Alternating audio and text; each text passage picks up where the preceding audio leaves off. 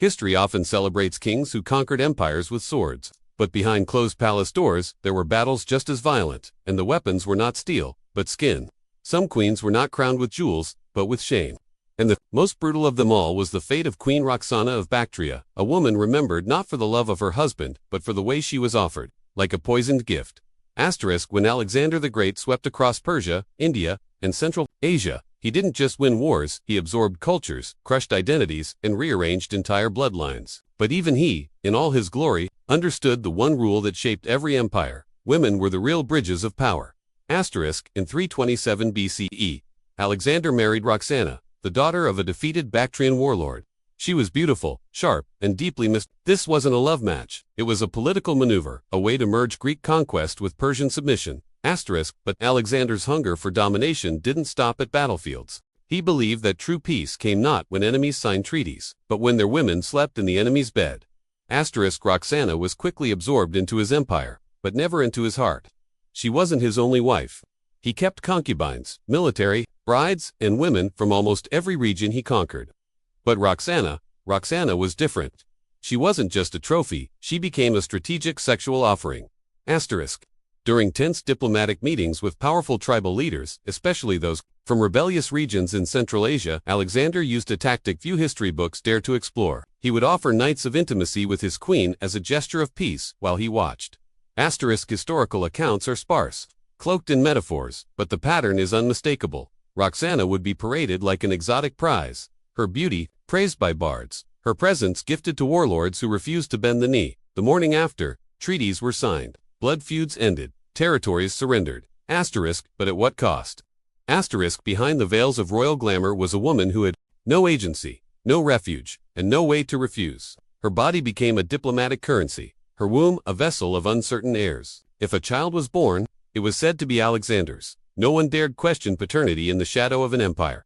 But Roxana wasn't the only queen who suffered this fate. In ancient Assyria, royal women were used as living gifts to seal alliances or humiliate enemies. Queens would be forced to dine with, bathe with, and eventually sleep with kings who had slaughtered their families.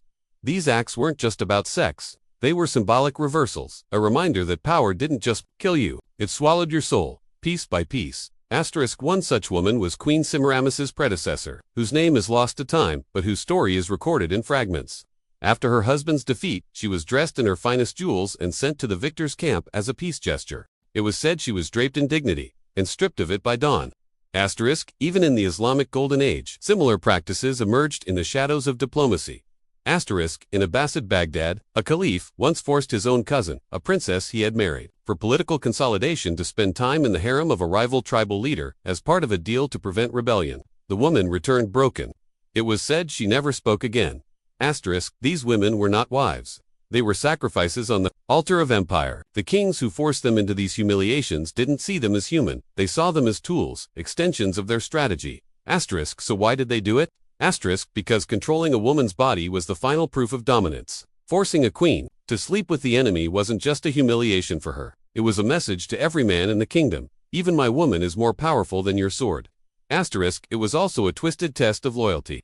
If the queen resisted, she was punished for disobeying her king. If she obeyed, she was labeled as tainted, unworthy of love or legacy. There was no escape, only deeper layers of shame. Roxana, trapped in this psychological torture, began to change. According to later Persian records, she grew cold, calculating, her smiles rehearsed, her silences weaponized.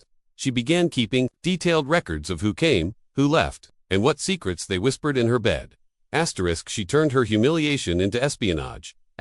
Some scholars believe that her private information helped Alexander anticipate rebellion in Bactria. Others claim she leaked false promises to tribal leaders, leading to sudden assassinations that Alexander never explained.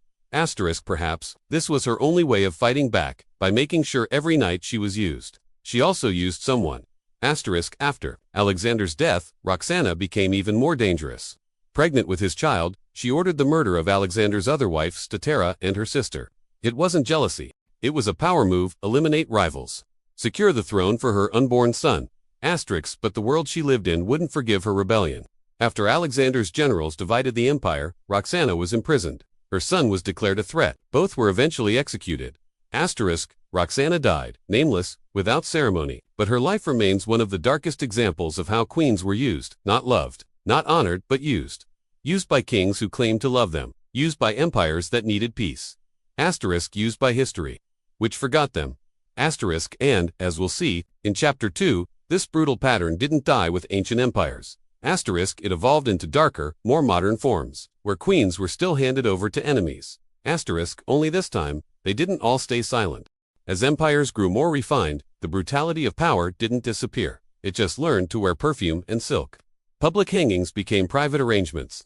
Swords became signatures on treaties. Enforced humiliation of queens didn't stop it, simply became more hidden, more calculated, and more terrifying. Asterisk in 17th century France, the Sun King Louis XIV ruled with absolute authority. He was surrounded by dozens of mistresses and queens, but one woman's story stands out, Queen Maria Theresa of Spain, his official wife. Asterisk, though married for diplomacy, Louis treated her as a dull necessity. She was ignored at court, publicly mocked for her accent and appearance, and worst of all, forced to watch as her husband paraded his favorites through the palace like they were goddesses. Asterisk but behind closed doors, something even darker unfolded. Asterisk 2. Keep foreign allies close. Louis reportedly allowed visiting monarchs and ambassadors access to his queen in private. Officially, it was entertainment. Unofficially, it was sexual subjugation disguised as hospitality. Asterisk, there are whispers and letters from the time that foreign envoys were sometimes offered companionship from the queen herself. Some accounts claim she was heavily drugged during these encounters. Others say she was fully aware, but had been warned, refuse, and Spain would be blamed for war. Asterisk her life became a cage of etiquette and horror. Her body became a chess piece, traded to preserve peace and maintain Louis's dominance, not just over his enemies, but over his own wife's soul. Yet not every queen submitted silently. Let's turn to Empress Elizabeth of Austria. Famously, known as Sissy, married into the Habsburg dynasty. Sissy was a free spirit trapped in a suffocating court system. She was constantly body-shamed by her husband's court, her diet controlled, and her sexuality strictly monitored. Asterisk, the emperor used her image to charm foreign allies, and there are strong rumors that her intimacy was offered to certain generals as a secret reward. These weren't romantic nights, they were transactions. Arranged by whisper and gold. Asterisk sis, I responded with something unexpected. Vanity and silence as rebellion. Asterisk she turned her appearance into a weapon. She became obsessed with fitness, beauty, and youth, not out of narcissism, but because it was the only thing she could fully control. She refused to allow court painters to show her aging. She denied intimacy to her husband for months, even years. And in her private letters, she wrote, asterisk, they use me like a painted doll, but I will never let them see the cracks. Asterisk her revenge wasn't loud, but it was lethal. She exposed the royal family's coldness through her absence, through her melancholy, and when she was finally assassinated, it wasn't by a political enemy, but by an anarchist who saw in her the symbol of a system that turned people into puppets. Asterisk, but perhaps the most chilling story comes from Imperial Japan, where during the late Edo period, a high-ranking noblewoman known only as Lady Aya was married to a samurai lord who used her as a sexual bargaining chip, asterisk to secure trade routes and favor from rival clans. Aya was sent as a knight consort not just once, but several times to rival daimyo. These weren't kidnappings. They were ritualized humiliations, often supervised by male attendants. It was believed that if a lord could own another lord's wife, even briefly, then a bloodless surrender was guaranteed. Asterisk, but Aya didn't break. Instead, she used these moments to learn, listen, and remember. She began to collect secrets, names of generals, location of supply routes, even internal betrayals. Asterisk one night, she reportedly left a hairpin engraved with her family crest inside the bedchamber of a rival lord, a signal to her husband that the betrayal had occurred and the target was vulnerable. Asterisk, that lord was assassinated a month later. His clan collapsed shortly after. Aya's shame had become a sword. Across time, these women, Roxana, Maria, Teresa, Sissy, Aya, weren't just victims. They were living reminders that the humiliation of a queen is never just personal. It's political, and in the hands of a sharp mind, even shame can become strategy. Asterisk, so why did kings keep forcing their wives into beds of their enemies? Asterisk, because they misunderstood something fundamental. They believed humiliation would weaken a queen.